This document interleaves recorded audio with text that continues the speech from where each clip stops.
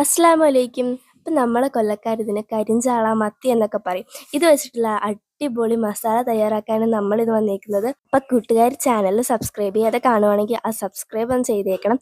Like അടിക്കാത്ത കൂട്ടുകാരുണ്ടെങ്കിൽ like അടിക്കണം. അപ്പം നമുക്ക് വീഡിയോയിലേക്ക് കിടന്നാലോ. അപ്പം നമുക്ക് ഇതിന് വേണ്ട മസാല തയ്യാറാക്കിയാലോ കൂട്ടുകാരെ. അതിനായി ഒരു ബൗളെടുത്ത് അതിലേക്ക് 2 സ്പൂൺ മുളക് പൊടി ചേർത്ത് കൊടുക്കാം. അതിനുശേഷം 2 സ്പൂൺ മല്ലിപ്പൊടിയും ചേർത്ത് കൊടുക്കാം. മല്ലിപ്പൊടി ഓപ്ഷനിലാണ്, നിങ്ങൾക്ക് വേണമെങ്കിൽ മാത്രം ചേർത്ത് കൊടുത്താൽ മതി. അതിനുശേഷം ഒരു 1/2 സ്പൂൺ മഞ്ഞൾപ്പൊടി, ഒരു 1/2 സ്പൂൺ ഗരം മസാല, 1/2 സ്പൂൺ കുരുമുളക് പൊടി, 1/2 സ്പൂൺ പെരുംജീരകം. അതിനുശേഷം നമുക്ക് പാകത്തിനനുസരിച്ചുള്ള ഉപ്പ് ചേർത്ത് കൊടുക്കാം. ഇനി നമുക്കിതിലേക്ക് ഒരു 1/2 നാരങ്ങ പിഴിഞ്ഞൊഴിച്ച് കൊടുക്കാം.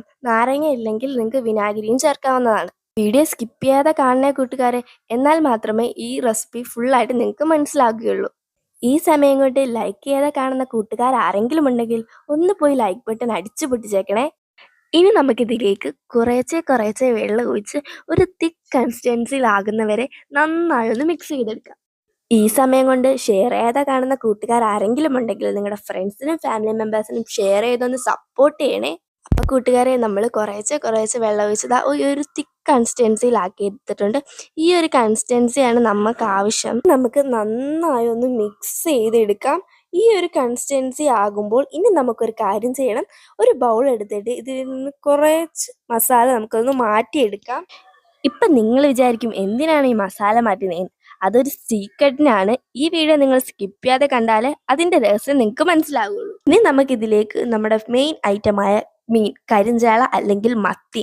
നമ്മുടെ ഈ മീനകത്ത് വരയൊക്കെ ഇട്ടിട്ടുണ്ടല്ലോ, അത് നമ്മൾ ആ അരപ്പായിട്ട് മിക്സ് ചെയ്ത് നല്ല അടിപൊളിയായിട്ട് കൈ കൊണ്ട് മിക്സ് ചെയ്ത് സെറ്റാക്കി എടുക്കണം. നമ്മുടെ മീനിന് എത്രത്തോളം അരപ്പ് പിടിക്കുന്നു അത്രത്തോളം ടേസ്റ്റ് തന്നെ നമ്മുടെ റെസിപ്പിക്ക് കാണുന്നതാണ്. അതുകൊണ്ട് തന്നെ നിങ്ങളുടെ റെസിപ്പിക്ക് ടേസ്റ്റ് കിട്ടണമെങ്കിൽ നിങ്ങൾ മീൻ നല്ലതുപോലെ അങ്ങ് അരപ്പ് പിടിപ്പിച്ചു കൊടുക്കുക. ഇനി നമുക്കൊരു പാൻ അടുപ്പയിലേക്ക് വെച്ച് കൊടുക്കാം. പാൻ ഒന്ന് ചൂടായി വരുമ്പോൾ അതിലേക്ക് നമുക്ക് വെളിച്ചെണ്ണ ഒഴിച്ചു കൊടുക്കാം. വെളിച്ചെണ്ണ ഒഴിച്ചു കൊടുത്തതിന് ശേഷം നമ്മൾ പാൻ ഒന്ന് കറക്കി പാനിൻ്റെ എല്ലായിടത്തും വെളിച്ചെണ്ണ പിടിക്കുന്ന രീതിയിൽ ഒന്ന് മിക്സ് ചെയ്ത് കൊടുക്കാം.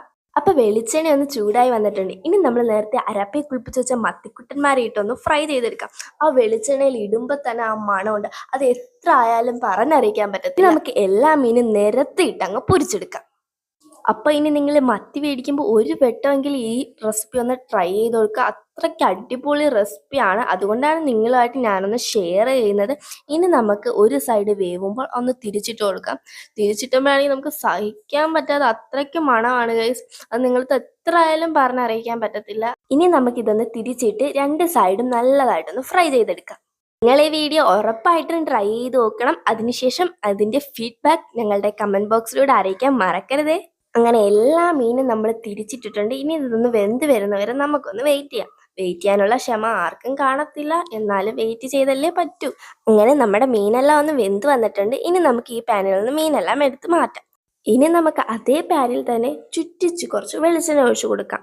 വെളിച്ചെണ്ണ ഒഴിച്ചതിന് ശേഷം ഒരു 5-6 കൊച്ചുള്ളി ചെറുതായി അരിഞ്ഞതും 5-6 വെളുത്തുള്ളി ചെറുതായി അരിഞ്ഞതും കൂടി ചേർത്ത് നന്നായി ഒന്ന് മൂപ്പിച്ചെടുക്കാം.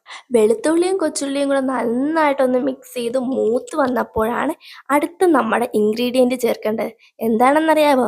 നമ്മൾ നേരത്തെ മാറ്റി വെച്ചിരുന്നില്ലേ അരപ്പ്, ആ അരപ്പ് നമുക്ക് ഇതിലേക്ക് ചേർത്തിട്ട് നന്നായി ഒന്ന് മിക്സ് ചെയ്തെടുക്കാം. നമുക്ക് കൊച്ചുള്ളിയും വെളുത്തുള്ളിയും അരപ്പും കൂടെ ചേർത്ത് നന്നായി ഒന്ന് മിക്സ് ചെയ്ത് റെഡിയാക്കി എടുക്കാം.